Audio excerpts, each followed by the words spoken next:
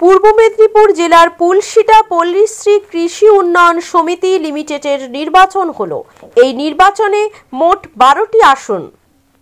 তৃণমূল প্রার্থী দেয় 12টি, বিজেপি প্রার্থী দেয় 8টি আসনে এবং সিপিএম প্রার্থী দেয় 8টি আসনে।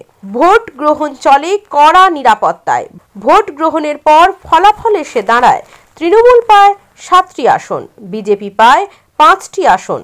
জয়ের পর উল্লাসে মেতে তৃণমূল কংগ্রেস কর্মী সমর্থকরা সবুজ আবির মেখে এবং দলীয় স্লোগান দিয়ে উল্লাসে মেতে ওঠেন। যদিও শাসক দলের দাবি এই নির্বাচনে রাম বাম একসাথে জোট করে লড়ছিলেন, কিন্তু তারা পরাস্ত হলেন। যদিও রাম বাম প্রসঙ্গ মানতে নারাজ বিজেপি এবং সিপিএম। বিজেপির অভিযোগ, এই সমিতিতে বেছে বেছে তৃণমূলকে সদস্যপদ দেওয়া হয়েছে, বিজেপি চাষিদের সদস্যপদ দেওয়া হয়নি, তাই তারা জয়ী হয়েছে। পাল্টা অভিযোগ অস্বীকার শাসক দলের। তাদের দাবি, সিপিএম এর আমল থেকে যত সদস্য রয়েছে এখনো ততই সদস্য রয়েছে। বিজেপি ভোটে হেরে এই ধরনের মিথ্যা অভিযোগ আনছে। প্রথমে আমরা পুলশিটা পল্লীশ্রী সমবায় সমিতির 612 জন ভোটারকে সর্বভারতীয় তৃণমূল কংগ্রেসের তরফ থেকে মমতা ব্যানার্জির আশীর্বাদধন্য প্রার্থীদের উপরে ভরসা রাখার জন্য প্রথমেই শ্রদ্ধা, প্রণাম এবং শুভেচ্ছা জানাবো যারা আজকে ভোটাধিকার প্রয়োগ করেছে। একদিকে সিপিএম আর বিজেপি জোট করে 12টা সিটে লড়াই করছিল, আর একদিকে মমতা ব্যানার্জির আশীর্বাদধন্য, অভিষেক ব্যানার্জির আশীর্বাদধন্য তৃণমূল কংগ্রেসের প্রার্থীরা 12 জন লড়াই করছিল। আমাদের 7 জন প্রার্থী তৃণমূল কংগ্রেসের নির্বাচিত হয়েছে। ভোট তৃণমূল কংগ্রেস পুনরায় দখল করেছে, আর 5টা সিপিএম এবং বিজেপির জোট তারা 5টা সিট দখল করেছে। 12টা সিটেই আমরা লড়াই করছি। বিজেপি এবং সিপিএম জোটবদ্ধভাবে 12টা সিটে লড়াই করছিল। সিপিএম বলছে 8টা, বিজেপি বলছে 8টা। সেটা সিপিএম আর বিজেপি বলতে পারবে তারা কে করা, কিন্তু তারা জোটবদ্ধভাবে লড়াই করেছে।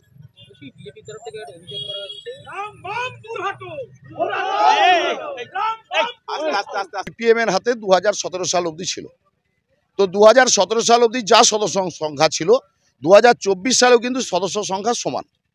তাহলে যারা আগে বামপন্থী মানুষ ছিল মাত্র 612 জন সদস্য, সেই 612 জন সদস্য যারা, তারা বামপন্থী আমলেই যারা ছিল তারা কিন্তু এখনও আছে। মানুষের পরিবর্তন হয়েছে। মানুষ পঞ্চায়েত ভোটে, এই হাউর গ্রাম পঞ্চায়েত বিজেপিকে দিলেও সমবায় নির্বাচনে বিজেপিকে প্রত্যাঘাত করেছে। মানুষ তৃণমূল কংগ্রেসের কাছে ফিরে এসেছে। সুজিত রায়, সভাপতি, পাঁশকুড়া ব্লক তৃণমূল কংগ্রেস। আজকে নির্বাচন ছিল, পুলশিটা সমবায় সমিতির নির্বাচন ছিল। আজকে আমরা 5টা পেয়েছি, তৃণমূল 7টা পেয়েছি। আমরা এখানে বোর্ড গঠন করতে আশাবাদী ছিলাম। গত নির্বাচনের সময় ওনারা আমাদের নমিনেশন করতে দেয়নি, কিন্তু সমবায় সমিতি আমাদের সঙ্গে অনেকটা দ্বিচারিতা করেছে। এই অর্থে দ্বিচারিতা করেছে যে সমবায় সমিতির সদস্য হওয়ার যে একটা সময় ছিল, সে সময় আমাদের বলেছিল যে এই পরিমাণ সদস্য হতে গেলে জমিন থাকতে হবে, হ্যাঁ, এই পরিমাণ টাকা দিতে হবে। কিন্তু আমরা পরবর্তীতে দেখলাম যে তৃণমূলের প্রত্যেকটা বুথে, প্রত্যেকটা গ্রামে তৃণমূলের প্রচুর মেম্বার ঢুকিয়েছে, যাদের কোনো নিজস্ব জায়গা নেই, নিজের নামে জায়গা নেই। তাদেরকে যে ক্রাইটেরিয়া ছিল, সেই ক্রাইটেরিয়াকে অতিক্রম করে তারা অতিরিক্ত প্রত্যেকটা জায়গায় 25টা 30টা করে সদস্য ঢুকিয়েছে। সেই জায়গা থেকেও আমরা অতটা চক্রান্ত করার পরেও আমরা যে রেজাল্টটা পেলাম, এটা আমাদের কাছে অভূতপূর্ব। যেখানে আমাদের একদমই ছিল না, 5টা পেয়েছি। আমরা বোর্ড করতাম, ওরা যদি ওই সমিতির সঙ্গে কোঅপারেট করে যেভাবে সদস্যটা ওরা করেছে সেটা যদি না করতো, আমরা আজকে বোর্ড গঠন করতাম। বলছি, শাসক দলের তরফ থেকে একটা অভিযোগ করা হচ্ছে রাম এবং বামের জোট। না, ও ভিত্তিহীন। ওগুলো এখানে দেখুন, এখানে তো সিম্বলের কোনো প্রশ্ন নেই, তো জোটের কোনো প্রশ্ন নেই। এখানে সাধারণ সদস্যদের যারা থাকে তাদের নির্বাচনে অংশগ্রহণ করে, একইভাবে আমরাও নির্বাচনে অংশগ্রহণ সহযোগিতা করেছি। সেখানে বাম রাম ওদের কথা ভিত্তিহীন কথা। আপনার নাম?